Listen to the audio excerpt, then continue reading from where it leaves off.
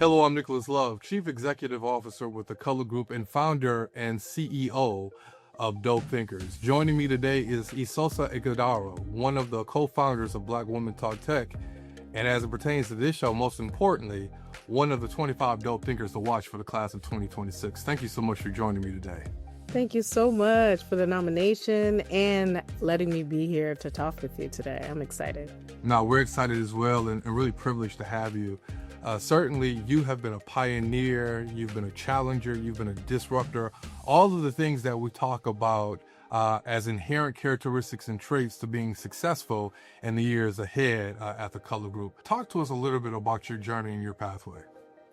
Yeah, so it has not been a straight path at all by any shape of the imagination. I actually started out in financial services. I was a banker for the first 7 years of my career after college and realized that it is very boring and I don't belong there. So I was like, what's my next step? And I started hearing a lot about how the world is shifting in technology and all these new innovations that are growing year after year. So I also found a friend of mine who worked at Microsoft and was making at least $200,000 a year, and he just quit his job and was like, "Yeah, I'm gonna start this app company." I was like, "Excuse me, what's an app company?" Yeah, like I didn't even know what that was at all. All I knew is that it was a new frontier, and then he was getting into it, and I was like, "Oh, can you teach me a little bit about what you're doing?" And he was like, "Sure." So he took a small group of us through like what it is to build an app in an app store and how to like reskin apps, gaming apps particularly. And the rest was history from there. As I really got hooked. I'm like, well, I could really see a future in technology. So let's see what the world has for me here. And so I started thinking of a new idea to build. And so I decided to build an image recognition company in 2012 with a partner I met, and we ended up raising some money. Trying to navigate the tech ecosystem was so challenging that I decided to figure out who else is doing this and do they know what they're doing. So I ended up creating an ecosystem around me. So, groups and communities form when there's like-minded interests. So I was like, okay, who else is building that's a Black woman in technology that's building for massive change, impact, and money, right? And so that has that in mind, because when you're building a business, there's all types of business you can build.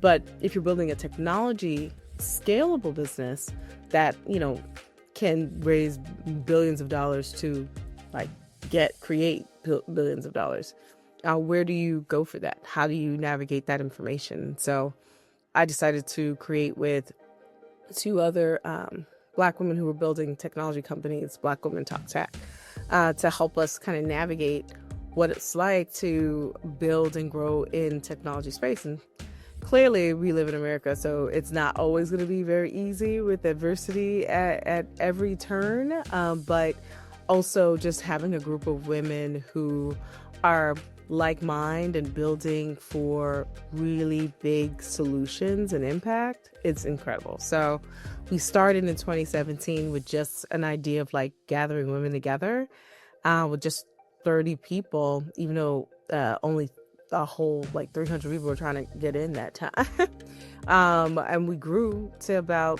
now we're about 150,000 globally. We have about 12 local chapters across the country and 2 international. And then we do conferences and convenings all over the world. So we're really excited to have grown over the last 10 years from just this little itty group of Black women trying to solve our own problems and grown significantly over time. Let me tell you what I hear when you say that, right? I hear community, I hear pivot, and I hear purpose. Right, very, very clearly in how you just expressed your story.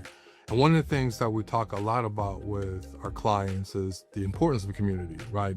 Community drives reputation, which forms relationships, which drives revenue. But you don't build community without connection. right? Mhm.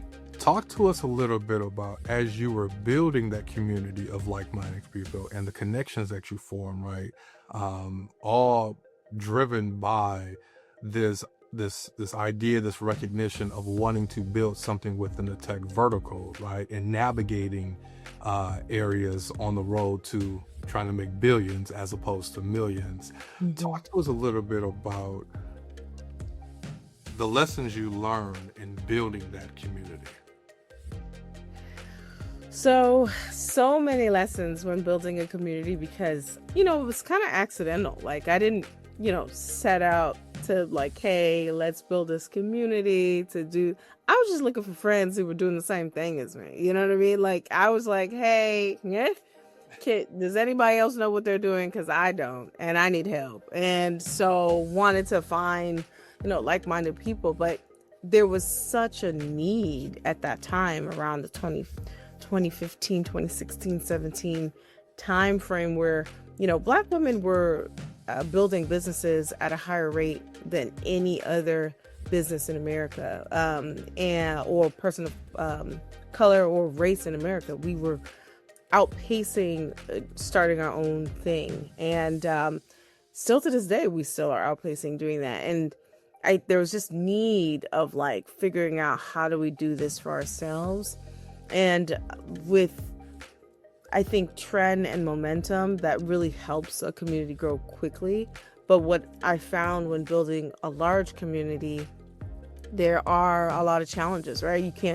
You find that a lot of people have a lot of different opinions of what and how they believe this community should run, and what they believe they should receive or not receive. And but I think for the most part, because it was so niche in terms of like Black women who are building businesses in technology for business billion-dollar opportunities, was a very unique positioning that anybody who heard that in the past, or even now, wanted to be in community with that. Like, because there's just such a unique opportunity, not only to be involved in scale, but an opportunity to be a part of some of the world's most, celebrated technologies that, were built by Black people and want us to win, right? So a lot of people would come and support the community as speakers, or, give donations, or, just bring their time, or want to just be around it. And that was just such a blessing of an opportunity for us to be at the helm of that. But yeah, a lot of challenges with like just people management and like growing communities as fast as we grew. Lots of operational challenges in the beginning because we didn't know what we didn't know. Yeah. We got better over time, a lot of trial and error after just kind of applying what we learned every time, right? Because we weren't event organizers, we weren't producers, but we had to like now produce and scale events that are like thousands of people. We're like, oh, how you do that? Well, I don't know. So yeah, a lot of trial and error, and then like figuring out how to make it profitable, how to make sure that we're not tanking ourselves trying to support the community that we love and serve. Like a lot of entrepreneurs get challenged by that too, like especially if you have a double bottom line kind of company or community. It really gets hard to making sure you have the right business model to be able to support a community like this, because nobody for whatever reason believes that it just runs on hugs and kisses. Like, no, there's real money, there's real teams that are making sure you show up and get all the things you asked for that or we promised you, right? And so that's another thing that we learned over time around making sure we were profitable and having a plan for that so that we can continue to do advocacy work, education work, access work within our communities. Yeah. So in the 9 years that Black Women Talk Tech has existed, what's been, as you think about the pathway here, what's been like your favorite memory of building this community? I love this. Oh my gosh, so many beautiful memories. I think one of our favorite memories that come to mind really quickly for me is we were, you know, when we started this, it wasn't like met with like all open arms, I will say, because we were starting a community most of the world didn't believe existed, right? We got laughed at a lot. Like, oh, Black women building technology startup companies? Crap, that doesn't exist. Like, why are you wasting your time? And we proved a lot of people wrong after we said, well, actually, there's thousands of us actually building technology this way. We just don't get um, the recognition or the visibility of the press and whoever else is not really focused on us.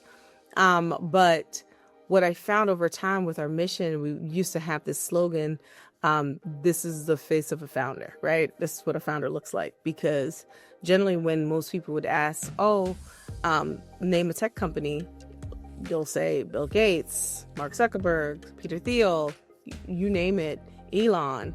It's never a Black woman, right? And so we wanted to kind of, showcase a different space. And that combined into when we started doing a lot of different awards of like changing the face.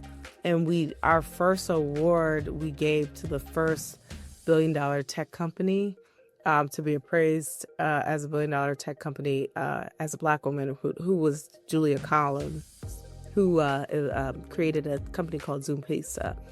And it was incredible because not only was she had so much rich history and like expertise in commercial restaurants and kitchens to kind of create something like this, and then actually drive a billion-dollar company where she exited out of is a beautiful kind of satisfaction for us when we were trying to drive the next billion-dollar tech founder to be a Black woman, and she actually did that in our year 3.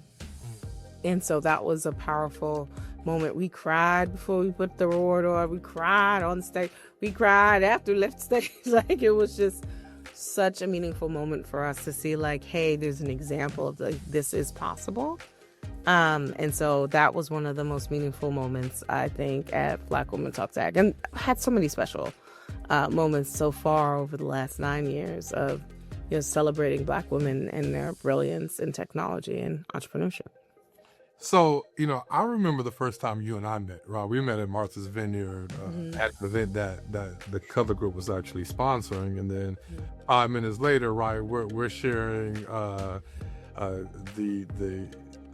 judge stage at BaddyCon, right? Yeah. And so certainly all of my interactions with you have always been positive, and certainly recognizing that it's a small world, right? Brian Williams saying, look, y'all need to know each other, right? And me sending the text to Janae like, oh, Esosa. I'm like, oh, wow, this is crazy, right?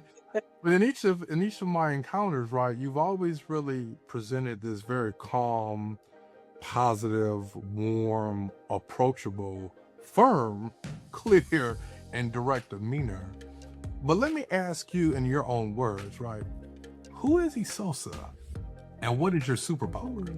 Ooh, what a question. I'm on my gosh, deleted. Brother to the night. No, just Oh my gosh, what a question. Thank you so much for that. Wow, who is Esosa? Oh my gosh.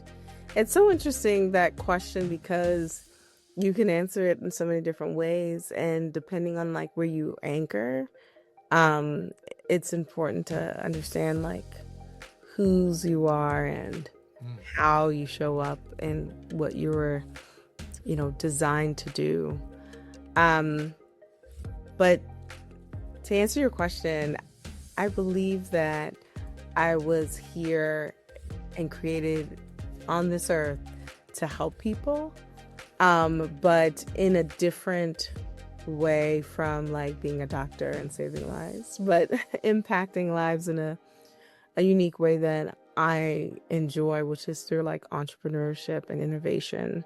I think there's a lot of learning that I have just been able to learned through my own lived experience and being able to take people along with me on that journey has been a really amazing time. And I think the only way I was able to really do that is my ability to like really build relationships and have people really follow me with ideas, all my crazy ideas that I come up with, and being a bit more persuasive in the way I take and identify people to partner with me on a vision that we can go on together. And so I think my superpower is really relationship building. And I think the biggest thing about all these different big technology companies, all these big, events or things that we interact with, it's all boils down to people. So your ability to be able to relate and connect and find what their motivations are and how you can help is always something I enjoy doing. And I was there's a little story I just heard on TikTok, our almighty guru platform. There was a young lady who was sharing a story about the difference between an airplane and a bird. And, an airplane was constructed to fly. So they put all the parts together to allow it to perform this action. But a bird literally was literally created and designed. It's in its nature to fly. It is what it was created to do. Like it can't do anything else but that one thing incredibly well without trying, right? It is just the full talent of the bird. And a reason why also a lot of planes are mimicking birds because it's trying to perform this act of being able to fly, what, a bird does naturally.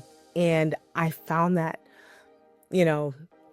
comparison so powerful because I often am wondering like, oh, am I doing my purpose here? And that question led me to like think about it even more deeply. And I think just being able to impact people's lives through building relationships is a big part of like how I think I've been successful today so far. Wow. Talk to me a little bit about mentorship, right?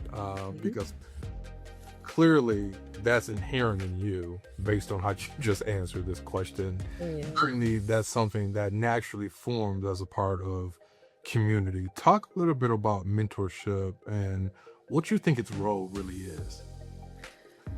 So I think mentorship is really important for someone who wants to be able to get guidance for their life, not even really just like career, like for their life. I think mentorship is so important because it allows you to take stake of like what you're doing now, how you want to grow, and like having a soundboard of someone who's either been there or can give you some advice of like how to think about it. Because, you're born by yourself into this world. Even with family around you, you still are living your own purpose, right? And so having someone who can give you advice to navigate exciting or troubled waters, like, is so important. In fact, I think there's a bunch of stats around mentorships. If you have a mentor, you're 33% likely to earn more money. You're 25% more likely to be more successful. There's all these real positive opportunities for guidance because again, once you don't know, you're just making a lot of mistakes and learning the hard way. And some people choose that path intentionally because that's what they want. But when you do have an opportunity to have a mentor, it's such a blessing because someone is dedicating their time to invest in your growth, and they not you. Like, that's beautiful. Like, they don't have any reason, to invest in you, but to like see you succeed. that's the one and only thing that, community provides so naturally for you to win, right? I mean, because again, everyone has the same, different varying, possibilities for their life, right? If everyone gets the same deck of cards and they flip, and learn from those mistakes every time you flip those cards, it's easier with a mentor because sometimes you can dodge some of those flips, right? And not have to suffer the consequences. Some consequences are necessary. We get it. But life will give you it, so you don't have to worry about getting it. You want to hedge against, getting too many, okay? But yeah, I think mentorship is such a blessing for those who are lucky enough to have it, to harness it. I used to also tell a ton of people, when you're in corporate America and you're deciding how to navigate that space, I always tell, manage up, down, and around. Do informational interviews with everybody at least twice a week. So you're networking through the company, and information interviews are so easy. Like, you're just asking them about themselves. Everybody loves talking about themselves. So very easy to network and connect with people and have them think of you and build that relationship over time. You'll see that to grow for you over time. And you can still do that even if you're not even in corporate America. You can still do that now in business, right? We're getting to know each other on this podcast. This is almost like an informational interview anyway, right? But it's a blessing to be able to connect with folks that you'll be surprised you can get access to just because you made a bold request today. So mentorship is a blessing that everyone should have. Who are some mentors who have influenced you the most?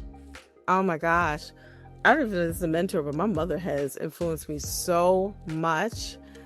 She's like my everything. She's the reason why I get up in the morning and move like a wind. I mean, she's probably the strongest figure in my life, and I'm married, I have a child, all the things. I still see my mother as the strongest woman and smartest woman alive. And I'm just so happy to have such an example. And so she's taken a lot of pride and instruction to support me in my endeavors. My father as well. I have great parents, but outside of family, I have had some great mentors growing up in working at Citigroup, actually. My first supervisor, her name was Yolande Matthews. She's still alive, so her name is Yolande Matthews. And she really taught me the importance of managing people and how to treat people. She had this uncanny ability to be able to draw you in and really learn how to get people centered to then follow you. She really taught me a lot about leadership training. And then I had a great mentor later on when I moved into credit cards business.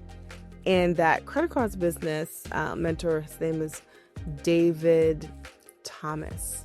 And he taught me a lot about how to essentially assess and analyze where you are at all times, being able to grade your progress as you're in any situation. So he was like, hey, if you don't know what's going on, if you don't know who's being sold, it's likely you.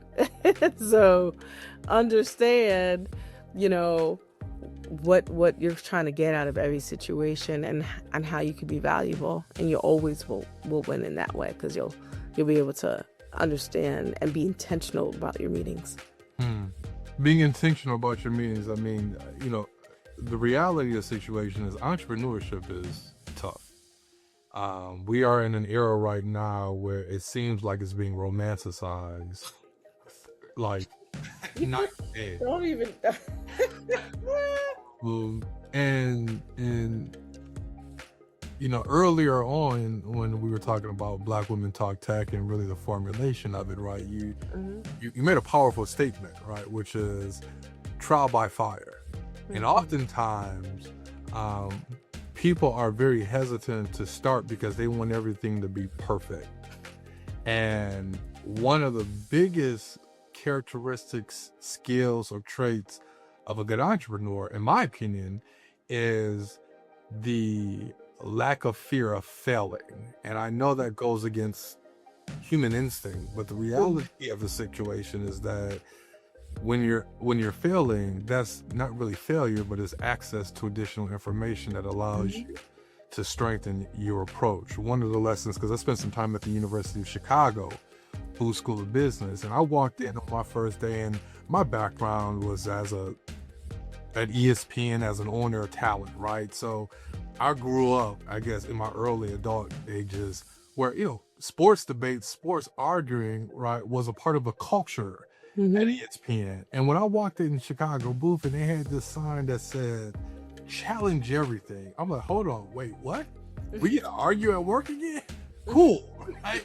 And one of the things that they used to say at Booth, right, is that never fall in love with an idea. Because when you fall in love with an idea, you are blind to the gaps in that idea, right? And if someone's challenging you, one of two things is happening.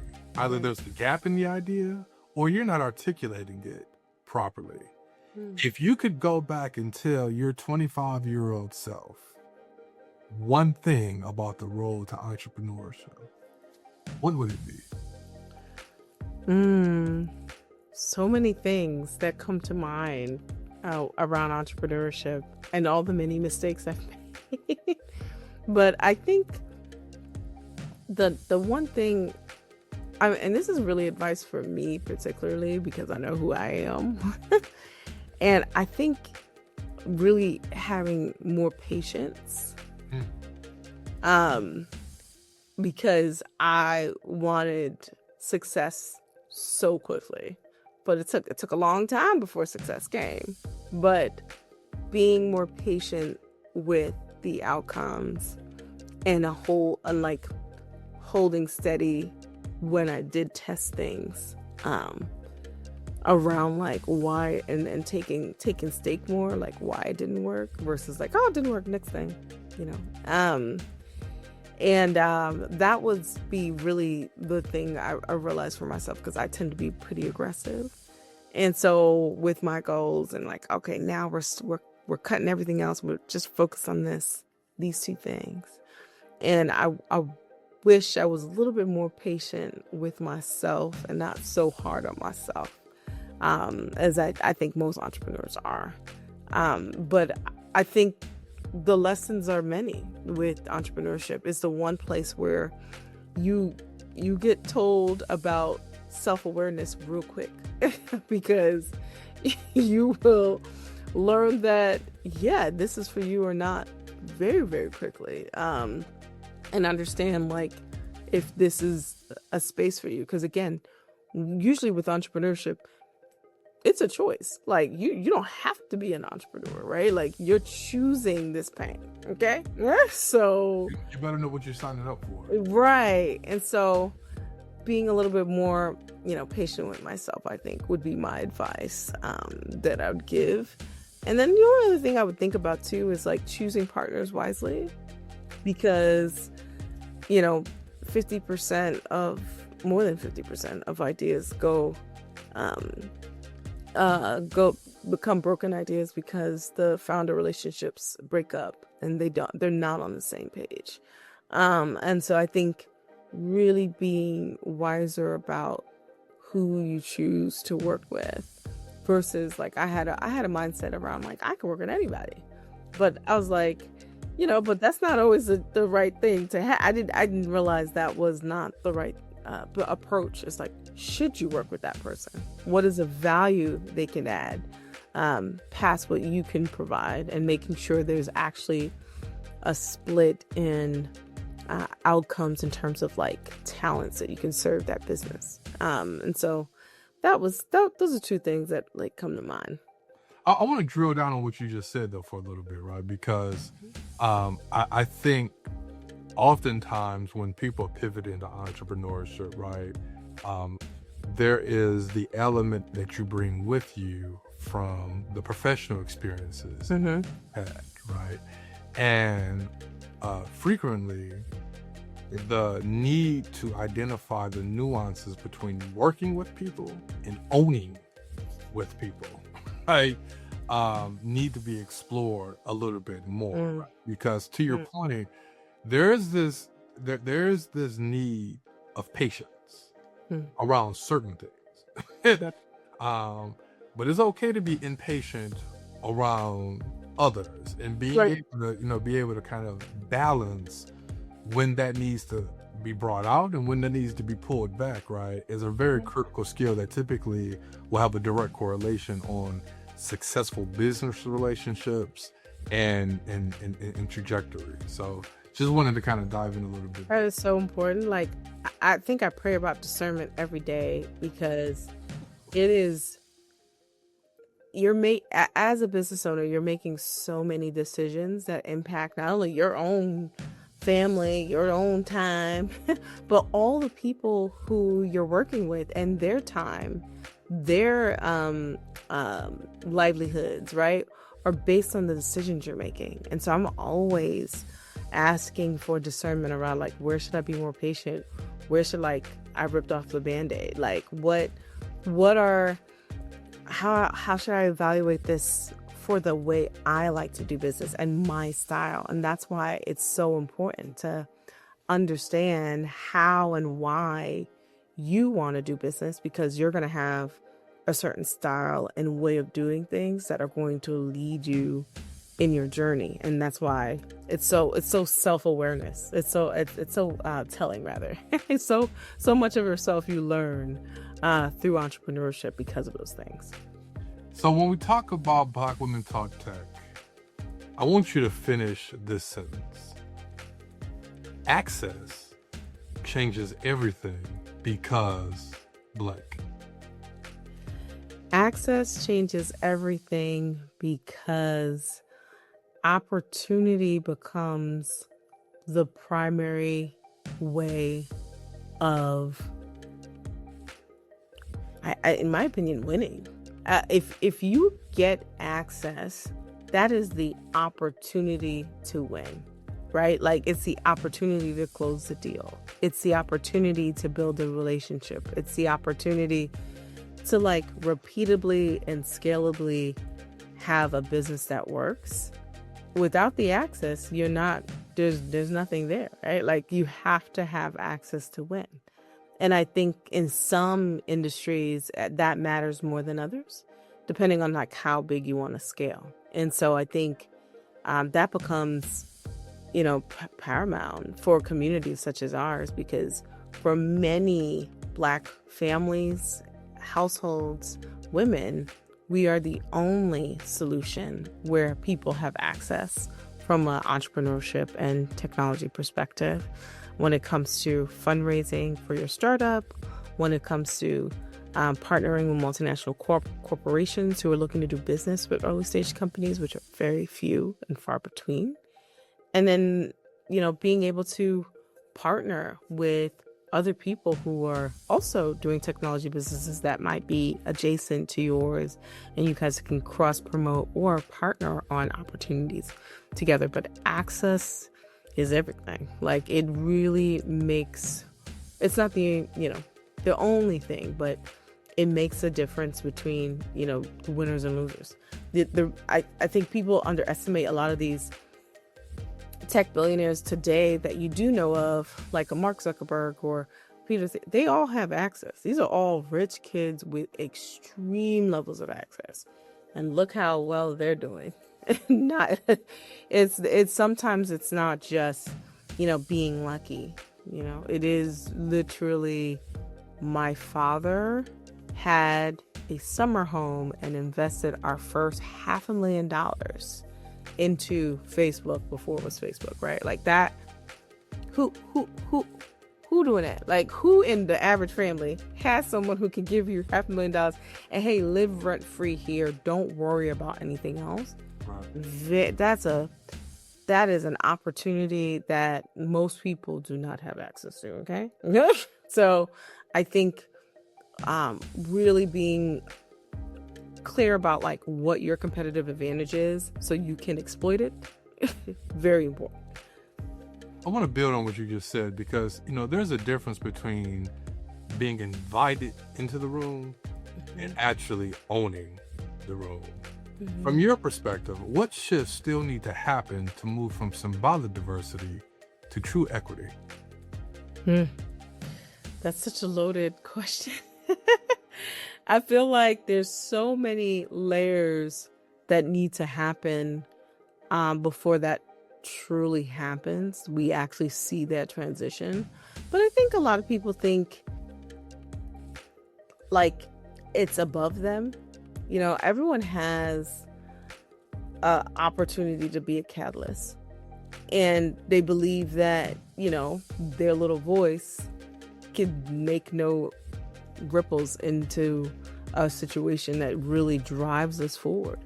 But I think everyone can take a step in the right direction of supporting equitable opportunities for all of us. And I think whether that is, talking to people who do have privilege or access, and you can advocate your point of view, like I do most times. So you might not see me in the marches, but I will be in the back talking to who I know to make those real shifts happen from an advocacy point of view. But I do think there's also opportunities for people to, show up on social media and educate, or show up and, ask for the business, or ask for the opportunity to be in the room, or challenge a person who does have access and say, hey, when's the last time you brought someone who was not white into this room to have access? How about we do a program that we're going to create? You and all of your friends are going to invite two women of color, people of color into the room to your next event where you normally won't have that access. So that's change right there. That's bringing more opportunities to have new conversations, influence differently, and see different outcomes. But I'm a believer that everyone has a voice and everyone can make a change. There's some incredible stories in history of like Joan of Arc. She was 16. She led an army. Like, come on, y'all. Like, people are out here doing their best work. And a lot of people, I feel like, aren't being intentional enough about how much impact they truly can make if they get out of their own way and push forward. Because honestly, people are suffering because you haven't gotten your shit together. So get your shit together and get out there and support what you were designed to do, which I do think everyone is designed to support or do something that impacts in some way. Powerful. So I know we got to wrap this up, but certainly I want to leave you with these two questions. Number one, who's a dope thinker that you may know that may not necessarily be known that people should know? Oh my gosh, what a question. Who's a dope thinker? Oh my gosh, there's so many.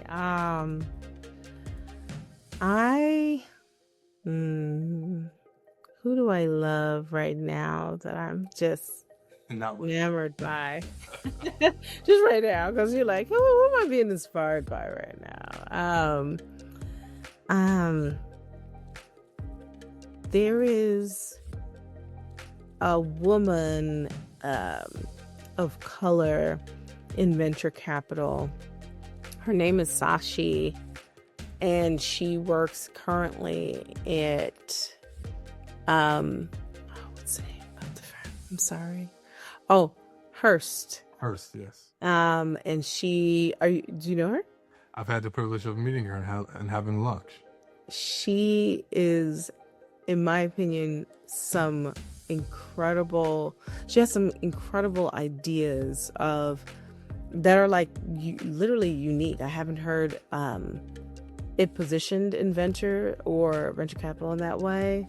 That I'm just excited to see how she brings them to life. And so I think she's been a really unique perspective when it comes to investing and, structure and enterprise opportunities that exist for LPs and general partners. I think she's an incredible thinker, and yeah, she would be my pick. Okay. And then what do you do the most with love? What do I do the most with love? Yes. Wow, what these questions, man. They're so thought-provoking. I'm like, I think I need another hour for that question. What do I do with love? Well, I pour into others when it comes to love, when it comes to my family, when it comes to my friends and my community. I'm constantly showing up and making sure I support your journey and your growth. That's really important to me. If I'm able to do that well and I see that success line and through line, I'm a happy camper. Love it. That's Esosa Ighodaro, co-founder of Black Women Talk Tech, one of the 25 dope thinkers to watch in the class of 2026. Thank you so much for this phenomenal conversation. I've thoroughly enjoyed it, and I look forward to being able to do it again. Yes, thank you so much for inviting me. Oh, this was such an incredible conversation. Wow, one of my best conversations yet. Thank you. Thank you very much. Until next time, I'm Nicholas Love, Chief Executive Officer with the Color Group and the OGs of Dope Thinkers. Take care.